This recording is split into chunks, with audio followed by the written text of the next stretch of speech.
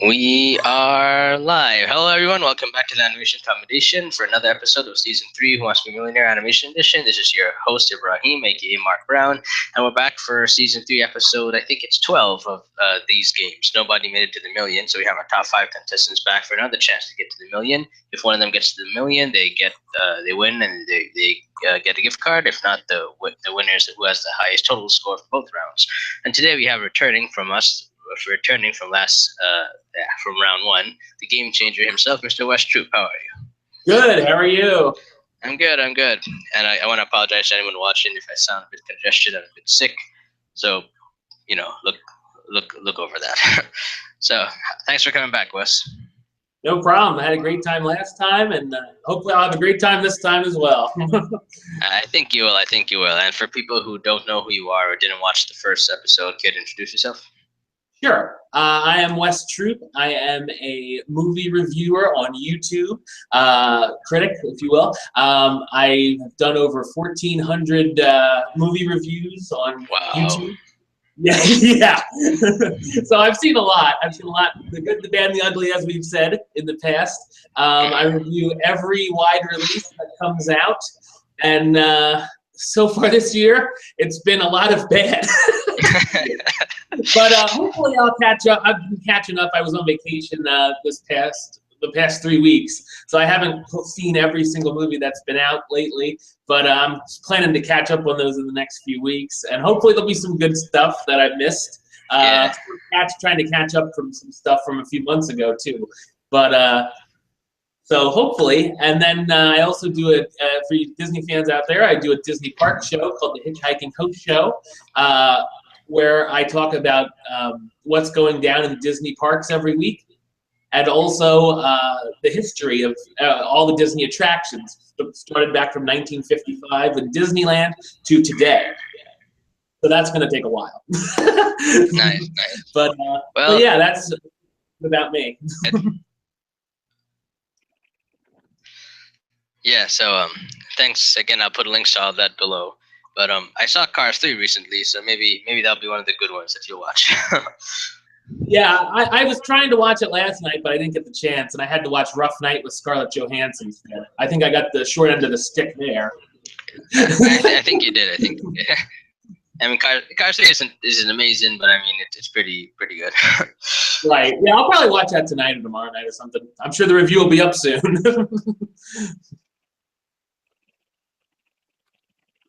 Forward.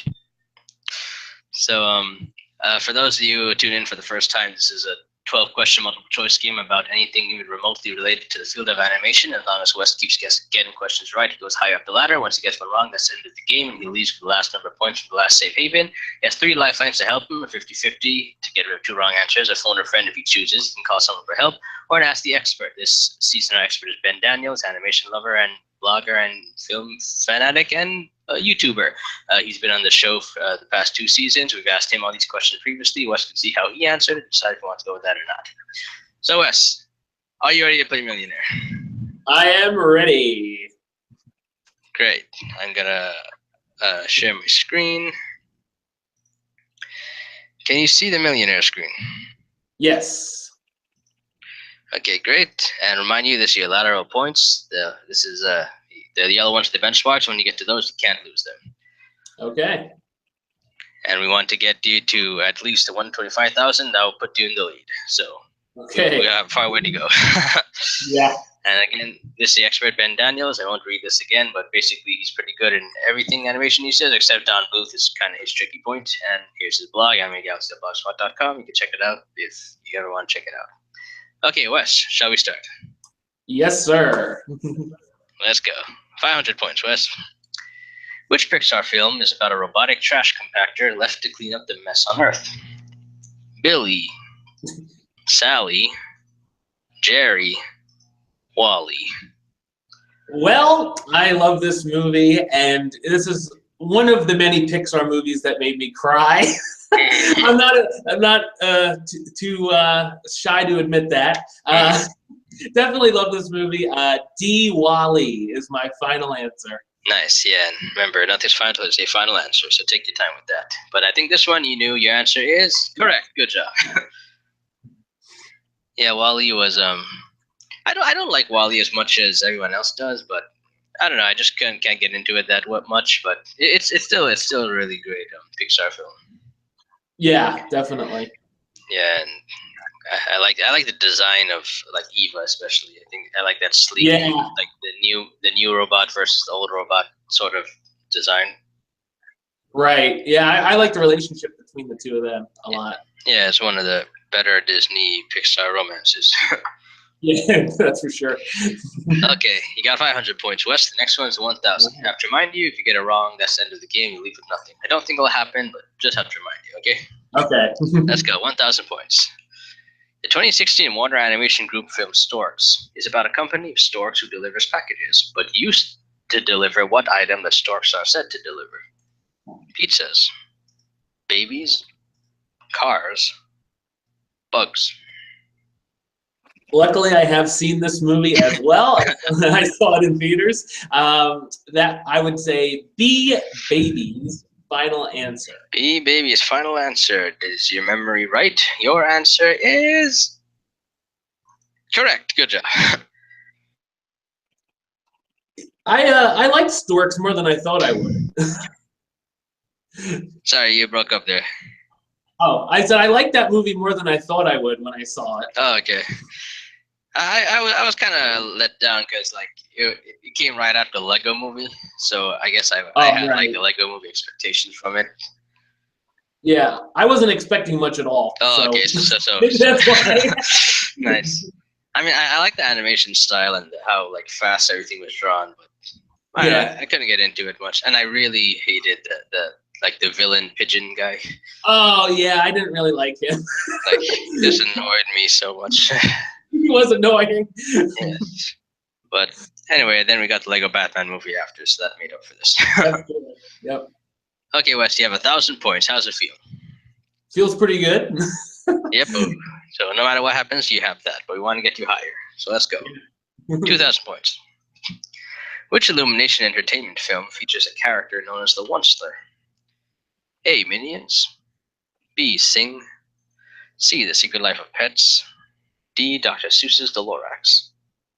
I also saw this movie in theaters quite a little while ago. I guess that was 5 years ago. I guess that came out. Yeah. Yeah, 2012, I think. Yeah.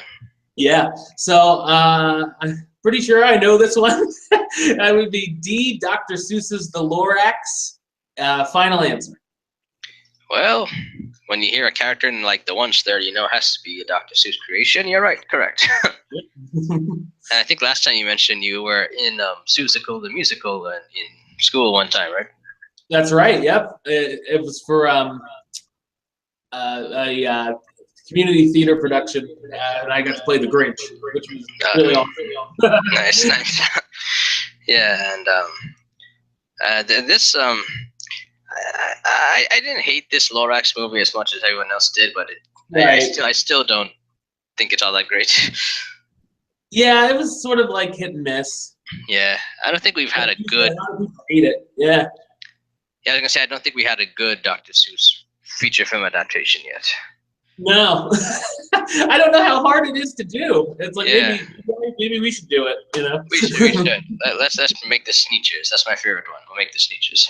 Yeah, that would be cool. or the Butcher Battle book. That should be a fun one. Oh yeah. Well, I guess Horton Hears a Who was probably the best one we've got so far, but still. I would say so. Yeah, I think so. But well, I'm actually looking forward to the Cat in the Hat that they're making. I'm hoping that's going to be good. But I hope so. Yeah. me have Benedict Cumberbatch as the Grinch. Can't go wrong there. So we gotta wait and see, I guess. Yeah. Hopefully those will be better than what we have. Hopefully. Okay, let's get you higher. 5,000 points, and you have all your lifelines. Okay. In the 2001 Studio Ghibli film Spirited Away, what animals do Chihiro's parents turn into after discovering an abandoned amusement park? A. Pigs. B. Rats. C. Cats. D. Crows. All right. So I haven't seen many Studio Ghibli films. However, this is one that I have seen. Great. Luckily, And I do really enjoy this movie. I reviewed it I think last December I reviewed it because it came back into theaters for a re-release. Yes, I remember. Yeah, I do remember seeing this in English class as well. And I remember my English teacher saying, now this movie steals a little bit of this and a little bit of this and a little bit of this. So if you steal things from certain places, it becomes its own thing.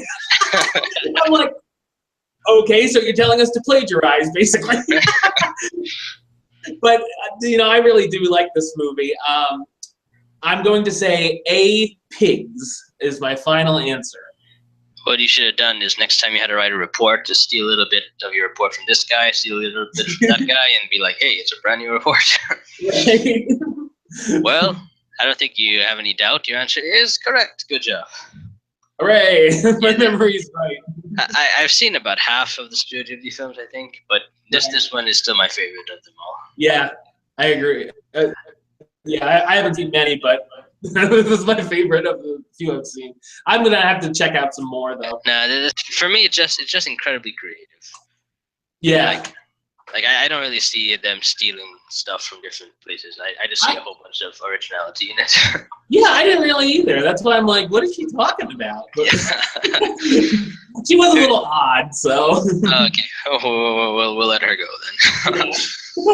But yeah, so I think My Neighbor Totoro came to theaters again either this weekend or last weekend or something like that. Yeah, I'm gonna put that to my list of things to review as well. Okay. I haven't seen that one yet, but. Yeah, that one's one I haven't seen either. Yeah. So, well, it's probably worth checking out. Right. Okay, Wes, let's get you higher. 10,000 points. Okay. Which Disney canon film did not have Phil Harris as one of its voice actors? Did not. A, The Sword and the Stone. B, The Jungle Book. C, The Aristocats. D, Robin Hood. Ooh, boy. I'm between two. What are the two you're between? Sword in the Stone and Robin Hood, and I'm leaning towards one. I'm not. I think I kind of know what it is, but. But you have your lifelines if you want to use them. Right. I'll use one of the experts. You want to go to Ben? Yeah. All right, let's go to Ben. We asked him this question already. He said, "I'm 100% sure it's A, The Sword in the Stone." That's exactly what I thought it was. But I knew Jungle Book, he's in that. I knew Aristocats, but I wasn't 100% sure on Robin Hood, so I didn't want to chance it. So I will say A, Sword in the Stone, final answer. Well, you had an idea it was this, and you went with Ben. He was sure. Are you both right? Your answer is correct. Good. Great job. Yeah, he was. I lost my cursor. Okay, yeah, he was Baloo in the Jungle Book.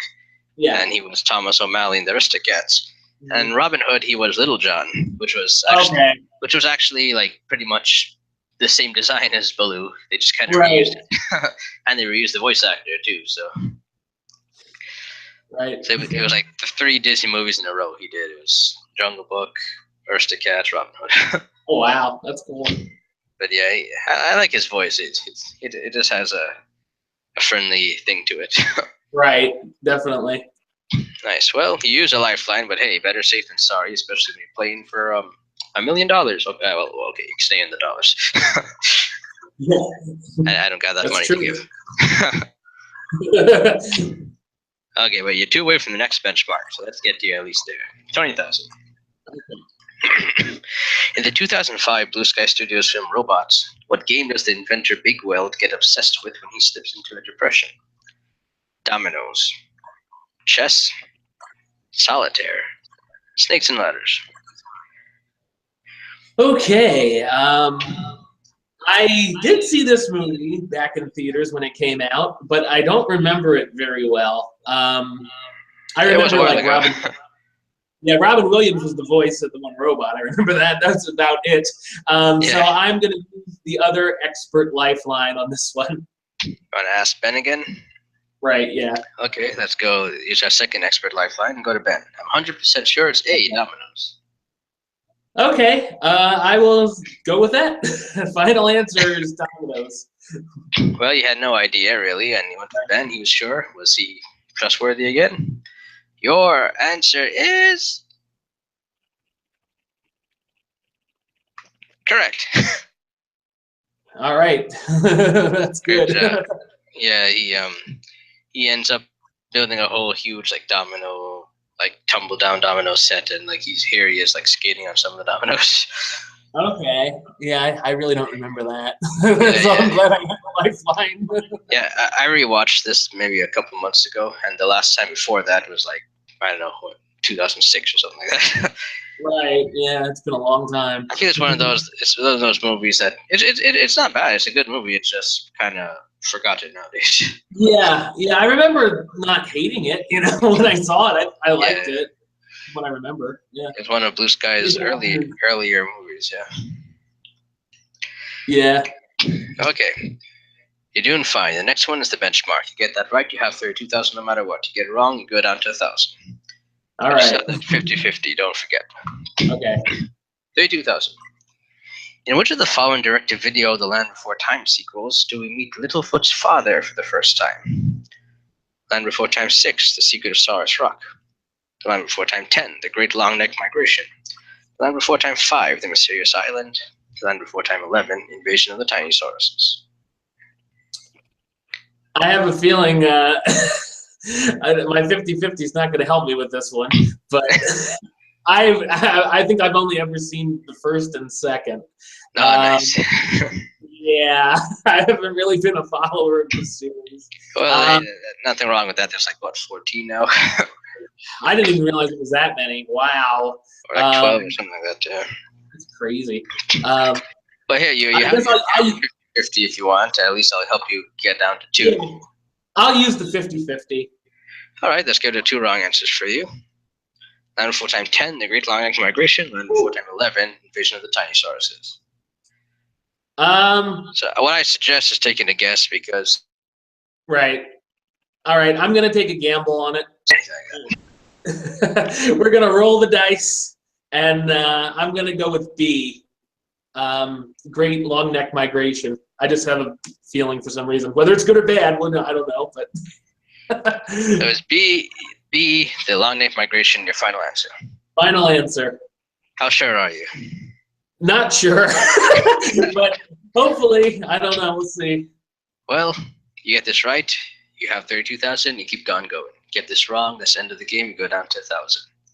Wes, your answer is...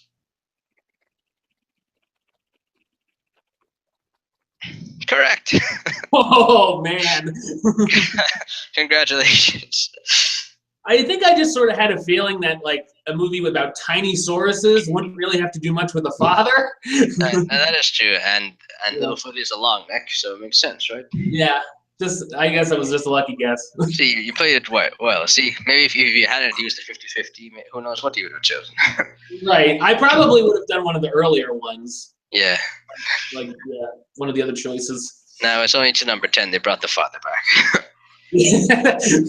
I forget what his reason was, why he left, why he wasn't part of Littlefoot's life or whatnot, but I don't think I'm going to watch it back anytime soon. Yeah, maybe I'll do a marathon of review these movies or something sometime if I get bored. Yeah. I'd watch those. I actually like some of the sequels. Like, I grew up with some of the sequels before I saw the first one. Right. And my favorite one is actually number 7. It's called The Stone of Cold Fire. Like, that's actually my favorite in the series. All right, cool. And fun fact, Littlefoot's father in the picture here, he's voiced by Kiefer Sutherland. Oh, wow. Yeah. That's pretty cool. They got him for this somehow. Okay. You're doing fine, Wes, but we can get you higher. Right. The next one, 64,000. You might as well take a guess because you have nothing to lose. Right. 64,000. Let's go. Which actor is not a voice of a... Which is not voice actor? Michael Gambon, Bill Nighy, Jim Broadbent, Michael Palin. Wow. Have you seen this one? I have. I watched it back around when it came out. I rented it on DVD. So it's been a few years. Oh man, I'm I'm between a few because I sort of remember a few people that might be in it, but I'm not totally sure. Well, which ones are you leaning towards? I'm thinking Michael Palin for some reason, but I can't really remember if he was in it or not. But wow, But take your time. yeah. You have no lifelines, but like I said, might as well take a guess. You have nothing to lose. I know Michael Gambon's been in a lot. I know Jim Broadbent seems familiar to me for some reason, like he would have been in it. Bill Nighy, I know, is in a lot too. I'm gonna just take a gamble, and I'm gonna go Michael Palin. Final answer. Well, you weren't 100% sure, but you went Michael Palin. Final answer. You get this right, you keep on going. You get this wrong, you leave with 32,000. Wes, your answer is